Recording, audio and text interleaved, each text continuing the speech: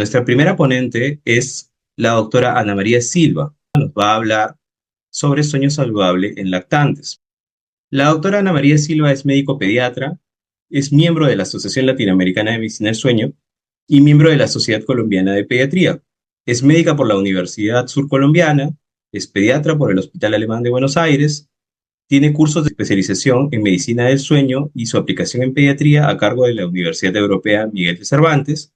Tiene cursos de especialización en sueño infantil y su relación con la lactancia materna en la Universidad Vitoria-Gasteiz.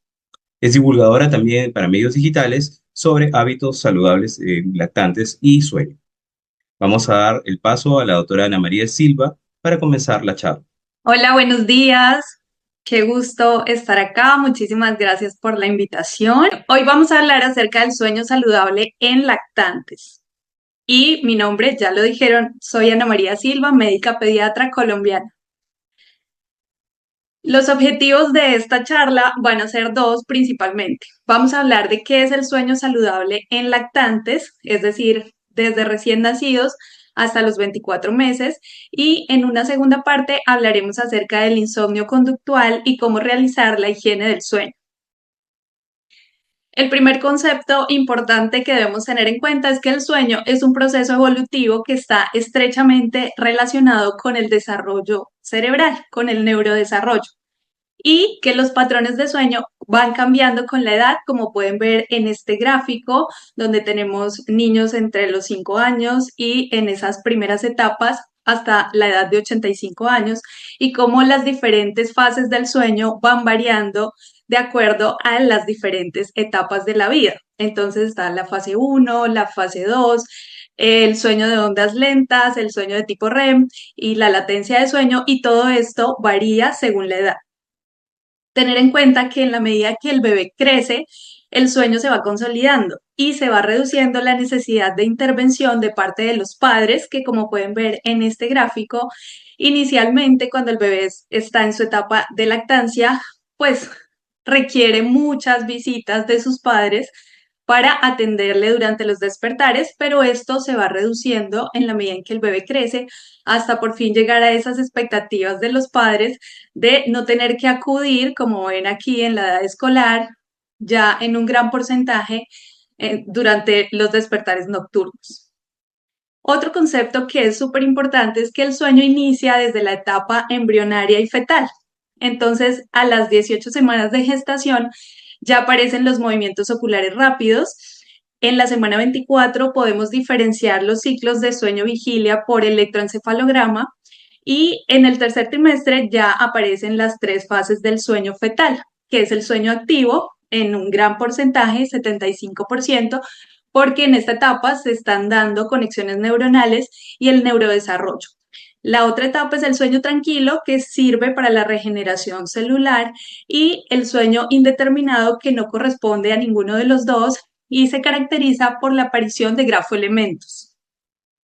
Cuando el bebé está recién nacido, el sistema circadiano de los infantes es sensible a la luz desde etapas muy tempranas del desarrollo, y se ha demostrado en unidades de cuidado intensivo que los bebés que han sido sometidos a ciclos de luz-oscuridad, como pueden ver en estas gráficas, en las barras de color verde, ellos tienen una mejor perfusión periférica de oxígeno y un mejor consumo de alimento comparados con los bebés que solamente han estado expuestos a la luz, digamos, continua en su estancia en la UCI.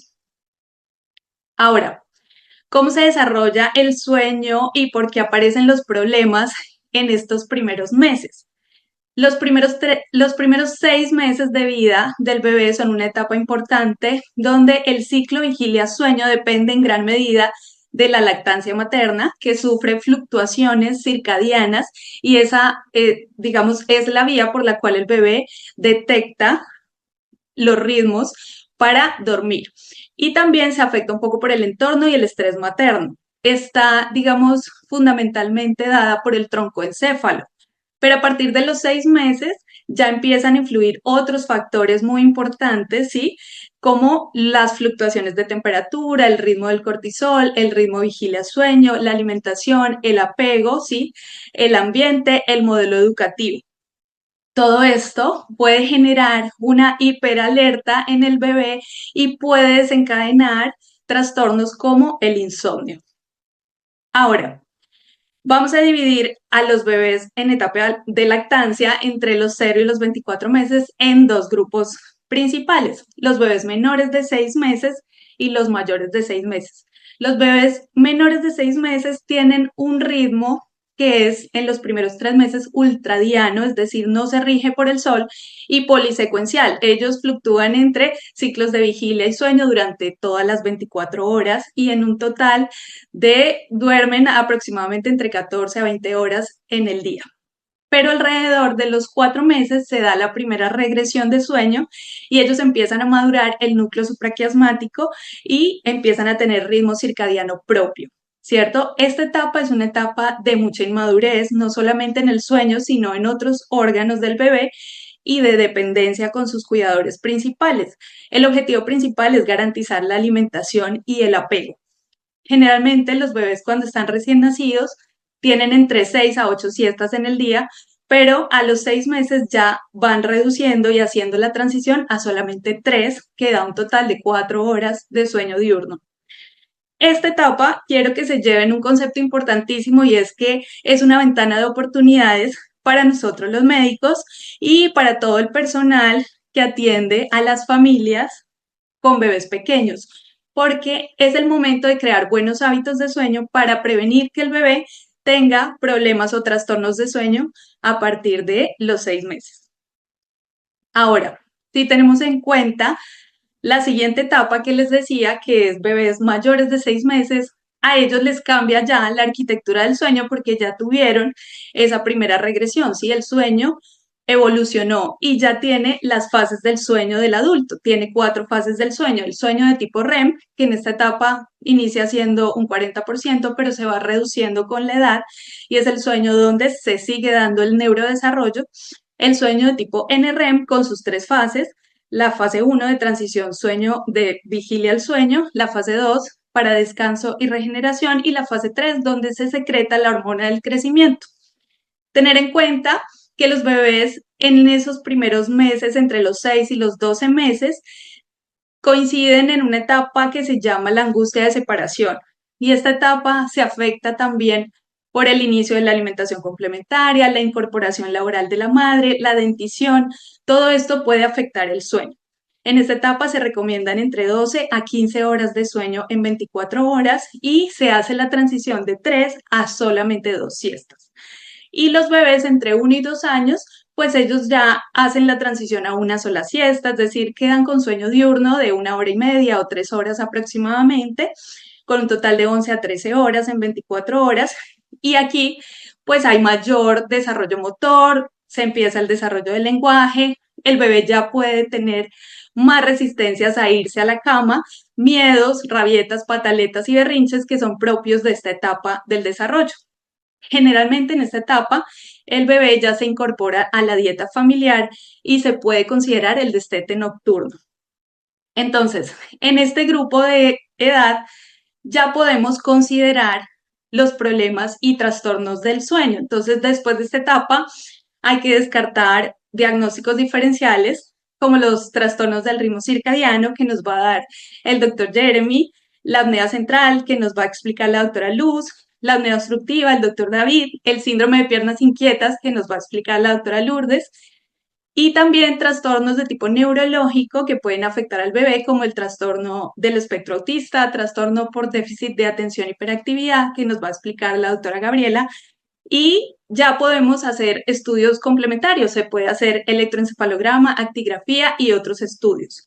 Y se considera la terapia conductual, que nos va a hablar la doctora Guadalupe más adelante, y el manejo farmacológico. Entonces, ahora pasemos a la segunda parte de esta charla y vamos a hablar acerca de qué es el insomnio conductual y cómo hacer la higiene del sueño. Entonces, el insomnio es la dificultad de iniciar y o mantener el sueño en función a la edad, ¿sí? A pesar de tener la oportunidad y el ambiente adecuado para dormir. Se clasifica según unos criterios, según pues la clasificación internacional de los desórdenes del sueño, la última actualización, en que tengan más de 3 despertares que requieran la presencia de los padres, que la latencia de inicio del sueño sea mayor a 30 minutos y los despertares mayores a 20 minutos. También es importante tener en cuenta que como causas de insomnio, el 70% del insomnio se ha detectado que es conductual y puede ser de dos tipos. De inicio, que se relaciona con las asociaciones que tiene el bebé para dormir, y de configuración de límites. Cuando el bebé rechaza el momento de irse a la cama al inicio del sueño o incluso en los despertares. Y también existen otras causas de insomnio como el psicofisiológico, ¿sí? Que se relaciona más con adolescentes que tienen algún tema psicológico y por esa razón no quieren ir a dormir, algún miedo, y los niños que tienen higiene inadecuada del sueño por hábitos familiares. Entonces, ¿cómo hacemos el abordaje de un paciente lactante con insomnio?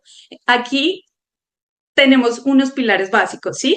La anamnesis, como siempre, en toda valoración de un paciente pediátrico, exploración, un examen físico completo y se pueden aplicar cuestionarios. Para los menores de 2 años se recomienda el cuestionario BISC, que su traducción en inglés es un cuestionario breve, ¿sí? De sueño, donde evaluamos cómo duerme el bebé, cuánto duerme, ¿sí?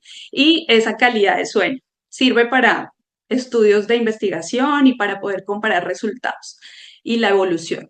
Y la higiene del sueño como pilar fundamental. También se pueden considerar, como lo habíamos dicho, estudios complementarios, terapia conductual y manejo farmacológico, pero que no son de esta charla, los vamos a hablar más adelante. Entonces, aquí les traigo un metaanálisis de 2024, donde pueden encontrar que evaluaron todos los ensayos clínicos aleatorizados controlados que se encontraban hasta el momento en PubMed y en Cochrane, y ellos encontraron un total de 908 artículos para evaluar el tratamiento del insomnio conductual en niños menores de 6 años con desarrollo neurotípico, ¿sí? Que son nuestros pacientes en la consulta pediátrica. De estos 900 artículos seleccionaron solamente 21, tomaron 2.300 niños entre las edades de 2 meses y 6 años y concluyeron que el tratamiento del insomnio conductual está basado principalmente en la terapia de conducta, ¿cierto? Pero les cuento que de esos 21 artículos, en 4 de ellos encontraron que las rutinas estructuradas tenían evidencia científica de mejorar el insomnio conductual y 3 de ellos también mejoraban a través de la educación en sueño. Entonces, es súper importante que nosotros tengamos conocimiento de sueño para enseñarle a los padres. Ahora, ¿cómo se hace la higiene del sueño? Digamos que están estas 7 recomendaciones que les traigo acá para que se lleven prácticas. Ajustar expectativas es lo primero, hablar de sueño seguro, valorar las necesidades de sueño de cada paciente y las siestas, como son las rutinas, el ambiente de sueño, asociaciones para dormir y considerar el destete y la alimentación. Entonces, en las expectativas, lo primero es preguntarle a los papás qué consideran ellos que es dormir toda la noche para un bebé. La mayoría consideran que dormir toda la noche es acostarlo al inicio de la noche y que el bebé se despierte solo al día siguiente, es decir, aproximadamente 10 horas o más de sueño continuo. Y resulta que se ha demostrado que a los 9 meses de edad, solo el 16% de los pacientes cumplen ese criterio. Entonces, explicar un poco a los padres que, como aquí ven la figura A y B, son bebés de 6 meses y la figura C y D, bebés de 1 año. Que a los 6 meses, ¿sí? Los bebés duermen un promedio de 6 horas en un 60% y a los 12 meses ese porcentaje sube un poco más. Así que dormir toda la noche podría ser permanecer en la cuna de 5, 6 o hasta 8 horas seguidas. Respecto al sueño seguro, hay que hablar del colecho. El colecho está muy controvertido, sí, hay mucha evidencia científica en contra y mucha a favor. Ambas tienen algunas dificultades, sí, no consideran factores como los padres fumadores y otros de riesgo.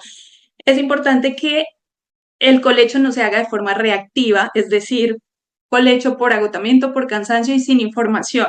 Puede ser sobre la misma superficie del bebé, bed sharing, o puede ser en una habitación compartida, pero en diferente superficie, que se llama room sharing. Lo que les traigo como concepto es que compartir la misma cama en sí no es causa del síndrome de muerte súbita del lactante, que es lo que más nos preocupa del colecho, ¿verdad? Lo que podemos ver es que países donde tienen, como pueden ver en esta figura, las barras indican las tasas de colecho en que se practica y la línea significa la tasa pues de muerte súbita del lactante, que es muy baja en Reino Unido, Japón, y son países que sí practican el colecho, mientras que en Estados Unidos y otros países donde está contraindicado el colecho siguen teniendo altísimas tasas de síndrome de muerte súbita. Entonces, esto es una decisión personal. Las recomendaciones como médicos debe ser explicarle a la familia cómo hacerlo de forma segura. Con el bebé acostado boca arriba, en una superficie firme, compartir habitación por lo menos los primeros 6 meses, según la Academia Americana de Pediatría y la Academia Americana de Medicina del Sueño, sin cojines, elementos móviles adentro, sin exposición a tabaco, alcohol y drogas. La lactancia materna es factor protector, temperatura entre 19 y 21 grados, pues se puede considerar el uso de chupetes, evitar el sobrecalentamiento, no usar ningún elemento que sea creado para prevenir la muerte súbita y respetar calendarios de vacunación. En ninguna medida se debe hacer colecho en prematuros cuando hay consumo de alcohol, tabaco, sustancias, en cansancio extremo como posparto muy agotador o enfermedad, no se debe compartir cama con hermanos y con mascotas, no debe haber elementos móviles ni huecos o rendijas por donde se pueda ir el bebé.